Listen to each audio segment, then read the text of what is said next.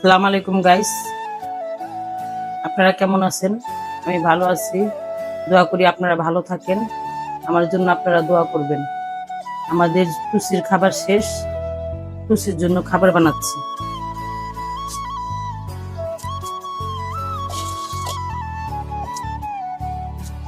গাজর, টুসির খাবারে গাজর, মিষ্টি কুমড়া, আলু, পেঁপে, কাঁচকলা। আজকে কাঁচকলা আলু শেষ, আজকে নিয়ে আসবো কিনে। এই জন্য এই তিনটা ঘরে আছে, এই তিনটা দিয়ে আজকে খাবার তো শেষ, একটু পরে খাবার দিতে হবে। এই জন্য এই তিনটা দিয়ে বানাচ্ছি। বিকেলে মিষ্টি কুমড়া, পেঁপে নিয়ে আসবো আর মাংস।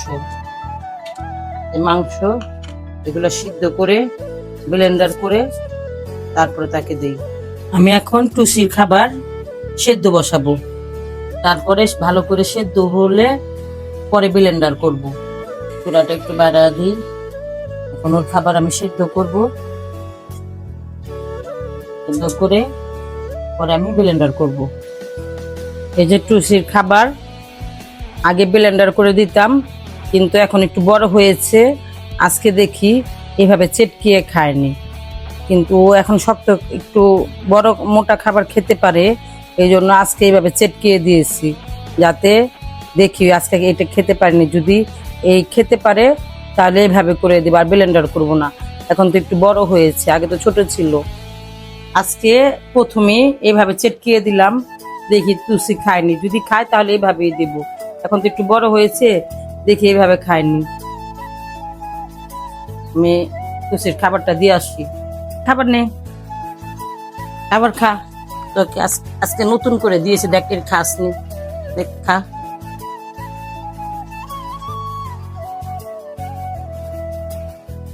আলহামদুলিল্লাহ গাইস, এভাবে চেটকিয়ে দিয়েছি, খাচ্ছে। এখন থেকে আর ব্লেন্ডার করব না, এখন থেকে এইভাবে চেটকিয়ে দিব। এই যে পানি। A few moments later. আজকে আমি আমাদের জন্য মুরগির মাংস ঝুরা করব। আমার ছেলে শখ করে খায় মুরগির মাংস ঝুরা।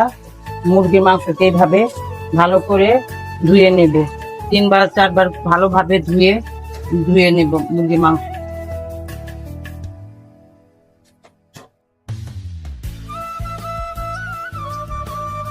আমি ধুয়ে ফ্রিজে রাখছি, কিন্তু আমি আবার ধুয়ে নেব মুরগির মাংসটা। ধুয়ে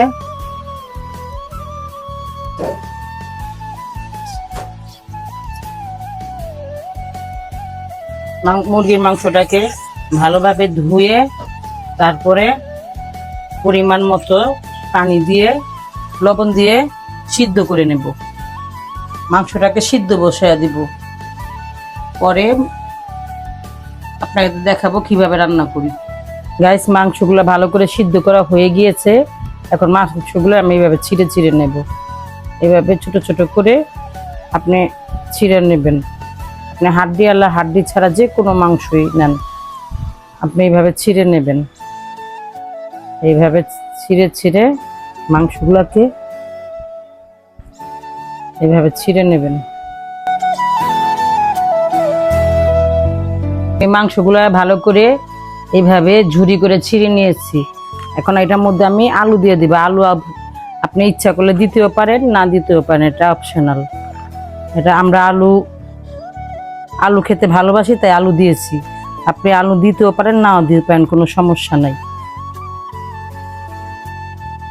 এখন আমি পরিমাণ মতো লবণ দিয়ে দিব, তারপরে পরিমাণ মতো হলুদের গুঁড়া দিয়ে দেব, তারপরে আমি পরিমাণ মতো মরিচের গুঁড়ো দিয়ে দিব। এটা একটু বেশি দিয়েই, ঝাল হলে একটু মজা লাগে। তারপরে আমি এটার মধ্যে এই মাংসর মশলাটা আমি নিজে বানাইছি, একদিন আমি এটা ভিডিও দেব। এই মাংসর মশলা দেব, আদা রসুন বাটা দিয়ে দেব। তারপরে আমি এগুলাকে ভালো করে মাখিয়ে নেব, এভাবে ভালো করে মাখিয়ে নেব। আপনি আলুটা অপশনাল, আপনি দিলেও পারেন না দিলেও পারেন, তা আপনার ইচ্ছা। আমরা আলু খাই তার জন্য আলু দিচ্ছি।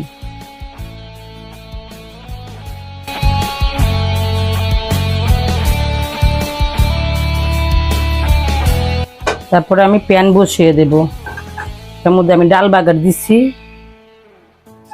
তারপরে এটার মধ্যে আমি পরিমাণ মতো তেল দিয়ে তেলটাকে ভালো করে গরম করে নেব। তেলগুলি ভালো করে গরম হয়ে গিয়েছে, এবার এই মাংসগুলো আমি ছেড়ে দেব। আপনারা এইভাবে রান্না করে খেয়ে দেখবেন গাইস, মুরগির মাংসের ঝুরা খুব মজা হবে। আমার ছোট ছেলে খুব পছন্দ করে এগুলা খায়। মশলাগুলা সব আমি এটার মধ্যে দিয়ে দেব, সবগুলা মশলা এটার মধ্যে কেচে দিয়ে দিব।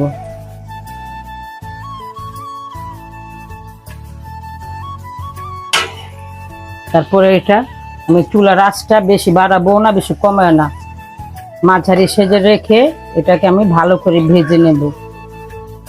এভাবে মাঝারি আছে এইভাবে ভেজে নেবেন।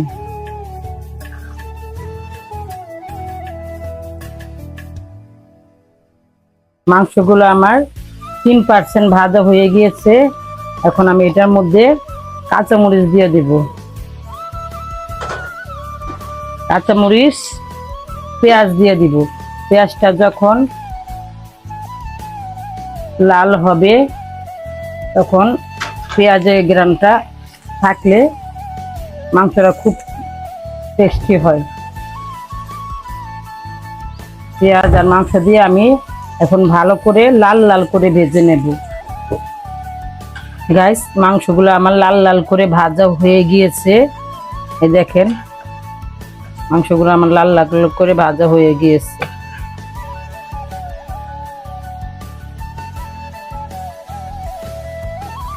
আপনারা এইভাবে রান্না করবেন, দেখবেন খুব টেস্টি হবে। গাইস, এই যে আমার মাংস ঝুরার ফাইনাল লুক দেখেন কেমন হয়েছে। আপনারা এইভাবে করে ডাল ভাত দিয়ে লেবু দিয়ে খাবেন, খুব মজা লাগবে। আমি আজকে মাংস ঝুরা করেছি, ডাল রান্না করেছি, আলু ভর্তা করেছি। আজ এইভাবে খেয়ে দেখবেন, খুব টেস্টি হবে, খুব মজা হবে।